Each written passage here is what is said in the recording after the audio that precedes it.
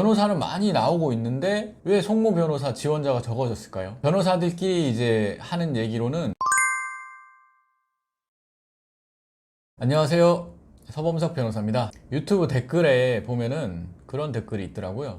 사내 변호사 법무팀에 대해서 한번 얘기를 해달라, 그런 댓글이 있어서 오늘은 송무 변호사와 사내 변호사에 대해서 한번 말씀을 드려보려고 합니다. 제가 있는 변호사 생활은 송무 변호사입니다. 송무라는 게 소송한다는 거죠. 소송하는 변호사를 송무 변호사라고 하는데, 최근에 이제 경향이 송무 변호사, 어쏘 변호사를 구하는데 많은 어려움들을 겪고 있어요. 이게 무슨 말이냐? 공고를 올려도 지원자가 많이 없다는 거예요. 변호사는 많이 나오고 있는데 왜 송무 변호사 지원자가 적어졌을까요? 변호사들끼리 하는 얘기로는 송무 변호사보다 사내 변호사로 많이 가고 있는 거 아니냐, 저희들끼리는 이제 그런 분석을 해보기도 합니다. 송무 변호사라는 게 아무래도 의뢰인과 소통을 하면서 마음속 깊은 부분까지 얘기를 하다 보면은 힘든 점도 있어요. 그런 힘든 부분이 있다는 거를 생각을 하면서 사내 변호사로 가는 분들이 많아지는 걸 수도 있겠다는 생각도 들고, 회사에서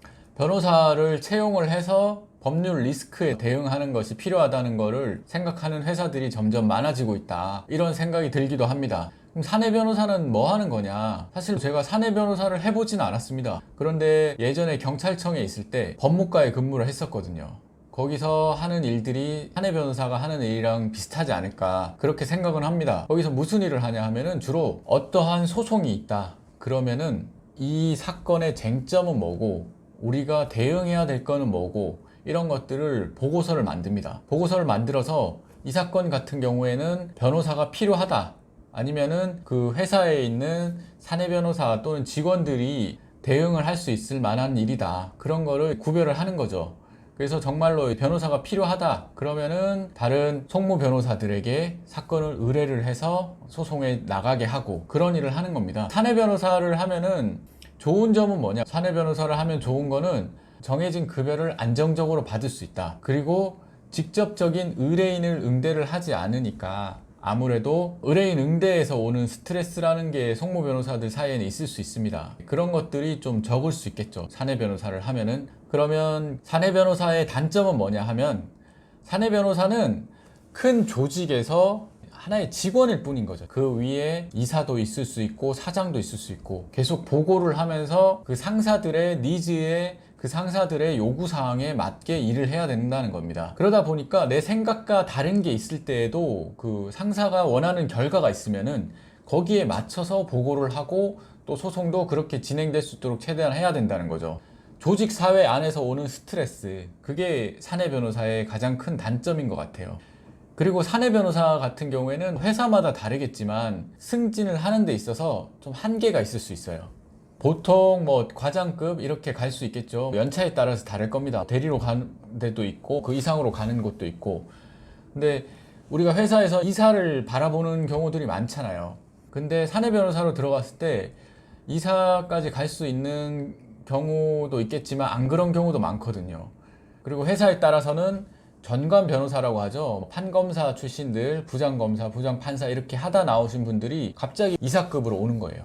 면에서 약간 나는 이 사내 변호사로 하는데 한계가 있을 수도 있겠구나, 그런 생각을 하면서 사내 변호사를 떠나서 다시 송무 변호사로 오는 경우들도 있습니다. 송무 변호사도 물론 처음에는 어쏘 변호사로 시작해서 이제 파트너급 그리고 대표급 이렇게 갈 수도 있고, 아예 처음부터 자기가 그냥 개인 변호사 사무실을 차려서 개업 변호사로 할 수도 있죠.